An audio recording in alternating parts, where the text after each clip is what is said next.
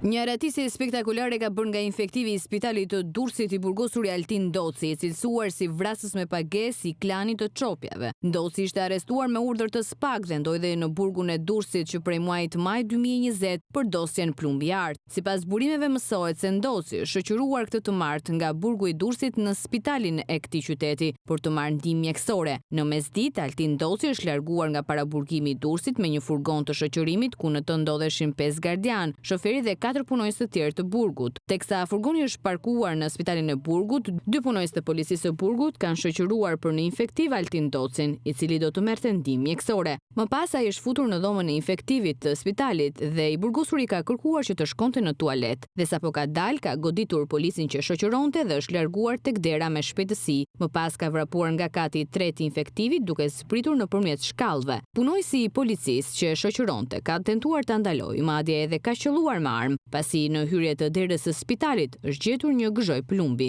Gardiani i burgut me armë në dorë, siç shihet edhe në foto, ka dalë jashtë ambienteve të spitalit për të kërkuar të burgosurin e aratisur. Ndërkohë që sipas burimeve dyshohet se aratisja e Altin Ndocit ishte e planifikuar, pasi jashtë ambienteve të spitalit të Durrësit tek parkimi, Ndocin e priste një makinë tipit Audi A7 e bardhë me targa AA 700 RS. Dhe më pas, teksa makina ka marrë edhe Ndocin, është larguar në drejtim të spitalës. Postobllogje janë ngritur në të gjithë hyrjet dhe daljet e qytetit të Durrësit dhe ka nisur gjithashtu edhe timi nga prokuroria, që nga marrja në pyetje e gardianëve që shoqëronin, gjithashtu edhe procedurat që janë kryer për të dërguar në spitalin e Durrësit Altin Ndocin dhe dyshimet të mundshme edhe për një bashkëpunim. Ndërkohë që nga aratisja e Altin Ndocit është pezulluar i gjithë zinxhiri komanduesi i burgut të Durrësit, drejtori, shefi i policisë dhe zyrtar të tjerë, deri në sqarimin e rrethanave të kësaj ngjarje, ku pritet të dilet edhe me një konkluzion për përgjegjësitë penale për skandalin e aratisjes